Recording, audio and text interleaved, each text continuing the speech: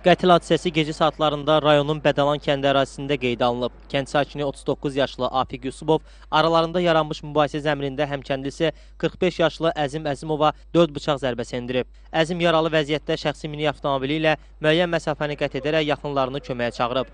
Zərər çəkmiş dərhal onların müdaxiləsi ilə Masallı Mərkəzi rayon xəstəxanasına çatdırılıb. Həkimlərin səylərinə baxmayaraq Əzim Əzimovun həyatını xilas etmək mümkün olmayıb. O çoxlu qan itirmədən dünyasını dəyişib. Hadisəni törətmiş Afiq Yusubov isə hadisə yerindən qaçsa da uzağa gedə bilməyib. Rayonun hüquq mühafizə orqanlarının əməkdaşları onu yaxalayaraq şübhəli şəxs qismində istintaqa cəlb ediblər.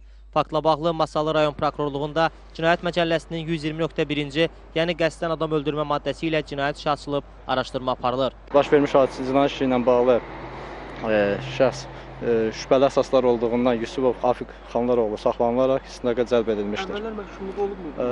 Hal-hazırda cinayət işi üzrə istintaq gedir. Digər məlumatların yayılmasını, yol verilməzliyini nəzərə alaraq əlavə məlumatların ictimaiyyətə verilməsi nəzərdə tutulacaq. Eyüp Məmmədov, Elşən Feyzullayev, Zahid Aydınoğlu, Masallı. Xəbərlərimiz davam edir. Ötən ilin noyabr ayında Lənkəranda yağan güclü yağışlar bir neçə kənddə sel daşqınlarına və torpaq sürüşmələrinə səbəb oldu. Ardınca rayona